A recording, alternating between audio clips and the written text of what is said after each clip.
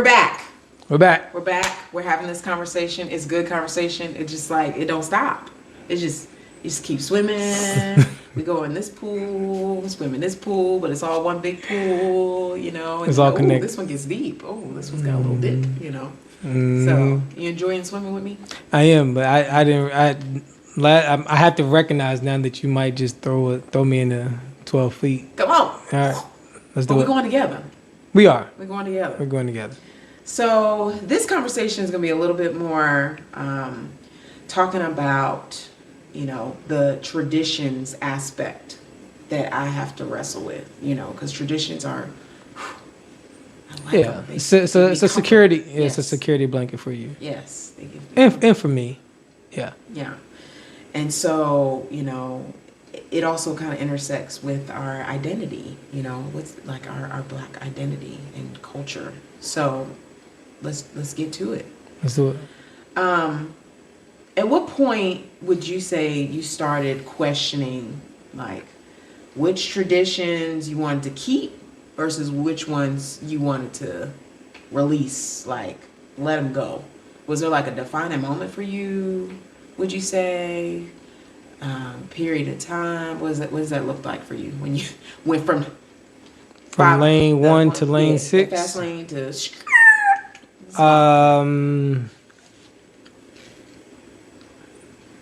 2020. 2020. 2020. The irony of that. Like, just think about the clear vision. like 2020. It's just crazy. 2020. I think everything that I knew was everything that I thought I knew, everything that I thought I believed was all turned upside down. So I was disoriented. 2020, in many ways, disoriented me to life, to values, to people and relationships, and of course, traditions. And to see what we talked about, you know, a little bit, because we kind of started to get into that work. And advocacy, race reconciliation, racial trauma, white supremacy, all these things that it's like we gotta talk about these. We gotta wrestle with like how do we live in America and show up authentically and embrace differences and have our differences embraced, really. Because I think living in the world that we live in, it was very easy to accept and embrace quote unquote white culture, which I think sometimes again overshadows, because it's like financial security or it's not necessarily a white person or a white culture thing. It's like it didn't start with that, but that's the way that it's oftentimes taught.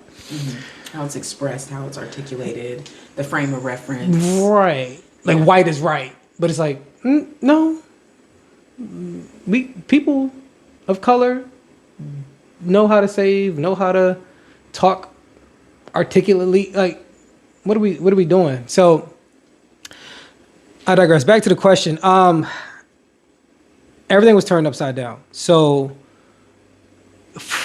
I didn't know what to trust. I didn't know if I was compromising my values. I didn't. Again, it goes back to the disgust feeling and I don't know what to do with it. I also now have a family, so do I continue to accept these what I've just been taught and given and told? And I think it really started with Christmas. I think it started with Christmas. So then you start reading about Christmas and how you can, in one day of spending and gift giving, you can literally eliminate world poverty. Everybody can eat. If you just take one.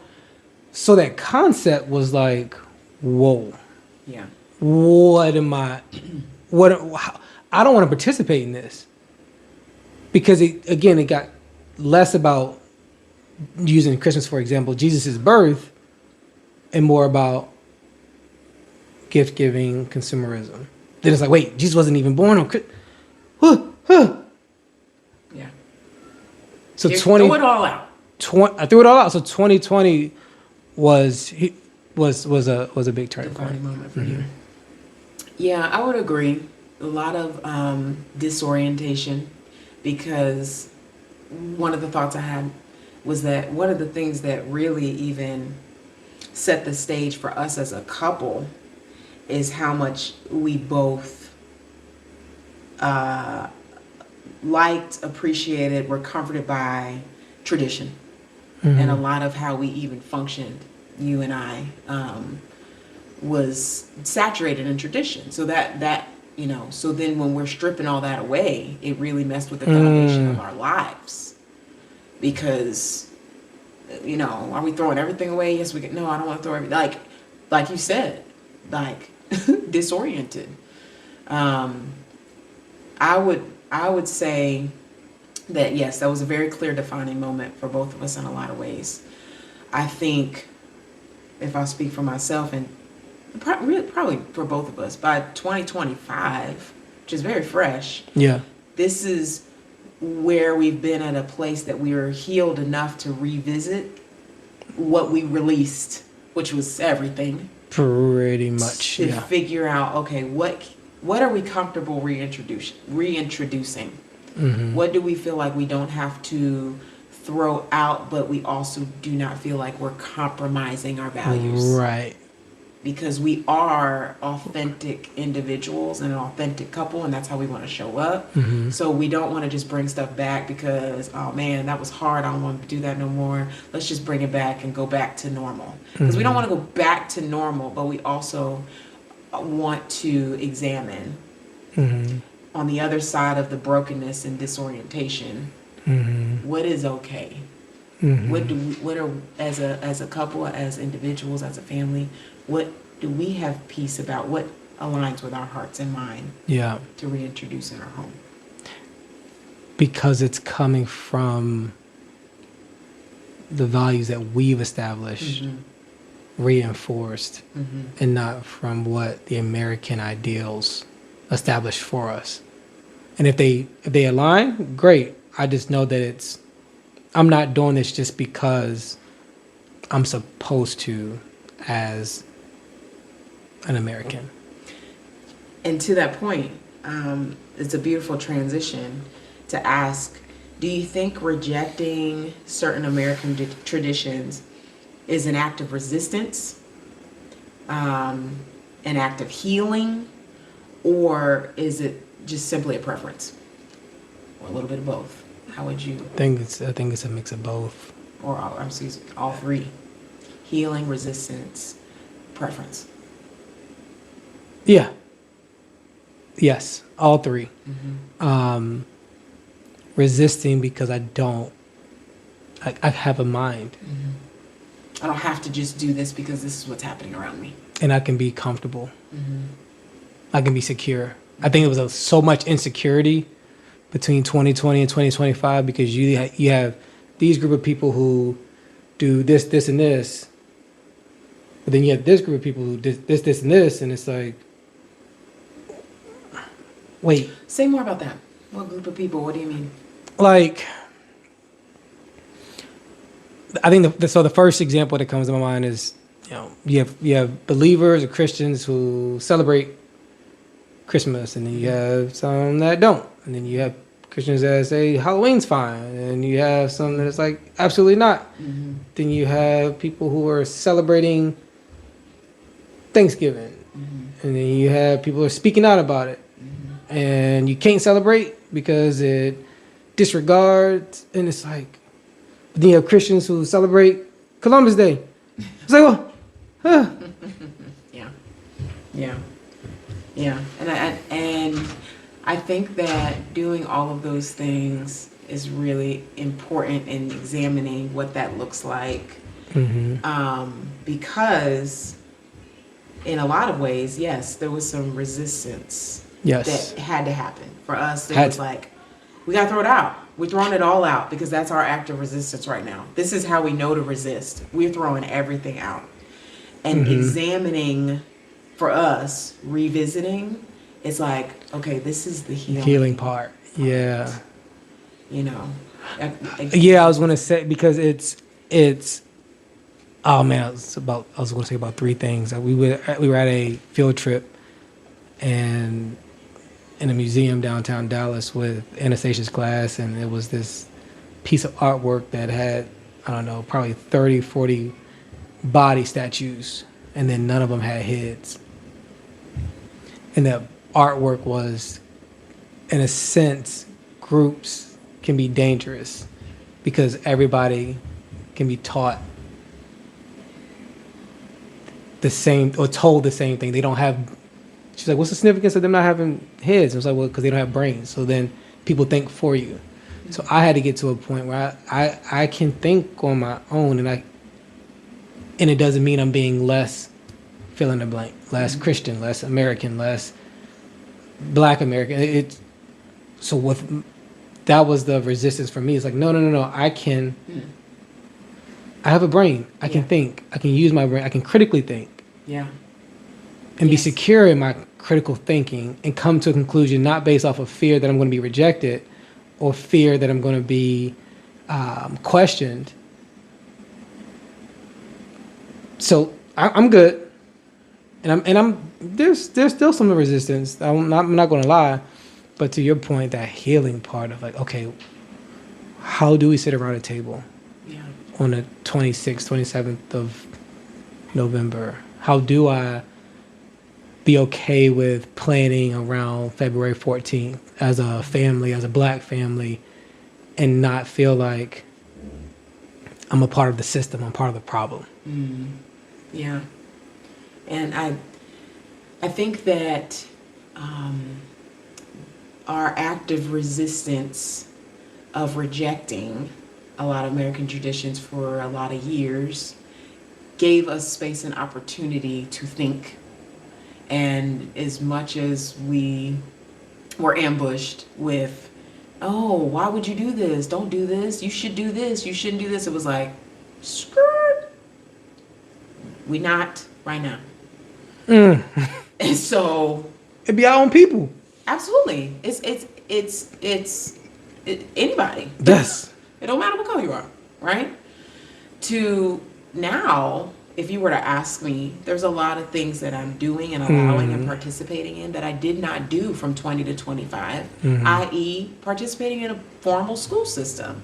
You know, oh man. You know, so there's much a lot we of rejected. things. There's a lot of, or rejected a lot of things, right? Eating meat. Like there is a lot of things that period of time was really important. It was very important. That now, when I'm choosing to participate or engage or partake now, this is my active resistance because you're not going to tell me that I have to or I can't. Like, no, I'm an American. If I want to do this, I'm going to. My ancestors died and bled in this soil for me to have the opportunity and choice. Preference. This is what I'm going to do. And if you choose to not or to, I applaud you. Because this is your preference and your choice and your active resistance or your healing journey. Right. So. Without shame attached to it. Correct. Yeah. Yes. What tradition do you feel like, it's like a two-part question. Okay. What traditions do you feel are authentically ours as Black people? And how do we intentionally create and reclaim them? And it's kind of, what we've been talking about. So that's like one part of the question. And then the other part is another. So we're just hanging out in the 12 feet. Okay. Is there a difference between assimilating and adapting when it comes to participating in American traditions? Oh my goodness. And if you're like, man, this is deep water, babe, I'm trying to get my bearings, I can jump in. So I think maybe the second part. I think the first part, what came to my mind was worship, spirituality. Okay. It just seems very authentic. Okay. to our people. Oh, just in general. Just in general, like Like it's part it's of us. not from American culture or quote unquote Christian culture. Like it's again, like you strip that away, and I still think we were created to worship, to look up, to follow something higher and greater than we are. Like we're the created. Yeah. We're the created. So I think that's very authentic to us. Not that it's not authentic to. I'm just going to your question, like from a lens of a Black American, African American, American African, however you want to. That's authentic. Okay. And then the other one was travel. I don't know why.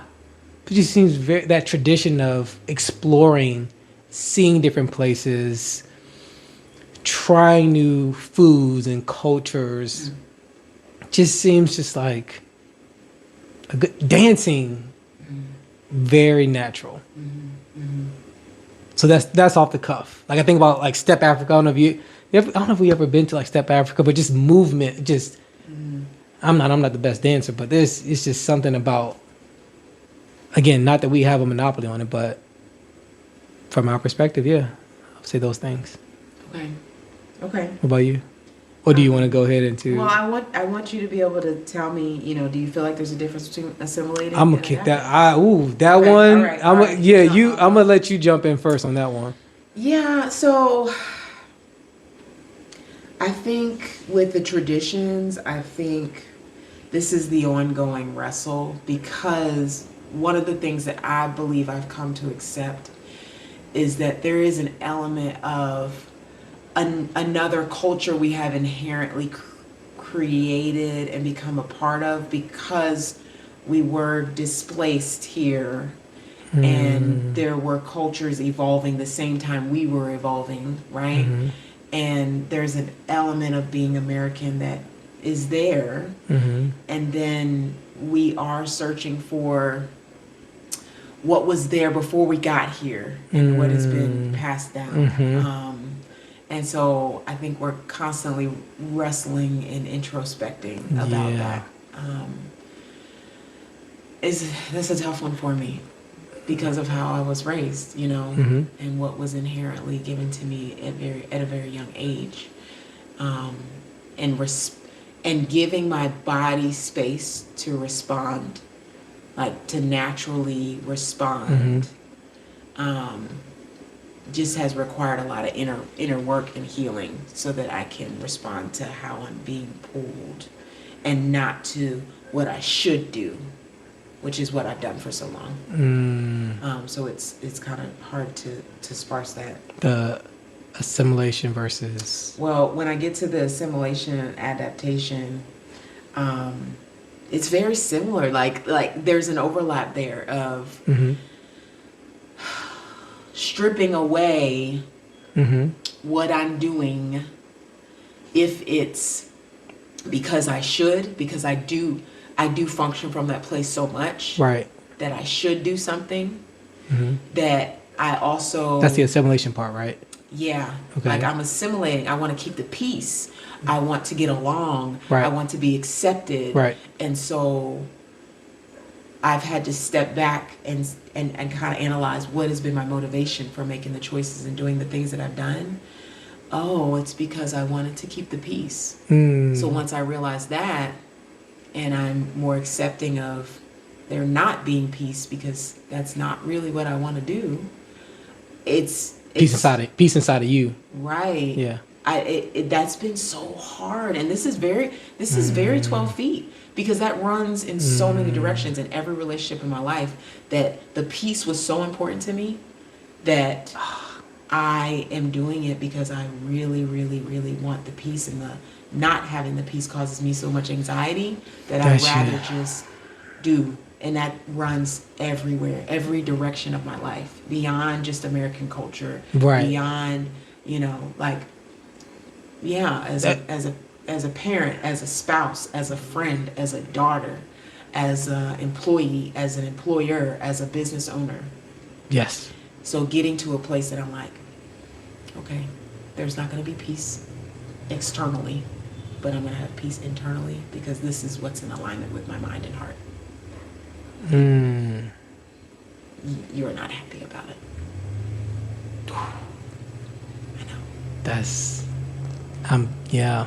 That, okay. Ooh. I know. Dot. Okay. So I know. It's a deep one. That is. But I mean, mean, and yeah, it touches so many places, but honestly, it was very much like I see that obviously front row seat to marriage and how that impacts even us. Yeah. Whew. So, All right. I think we just ended in the 12 feet pool. We did, but that's okay. 12-foot side of the pool. So, come back for the wrap up of our conversation. It's been a good conversation. Mm-hmm. Cool down and swim to the shallow end. And, throw me a buoy. Come on. And kind of wrap up there. So, again, thank you for continuing to have this conversation with me.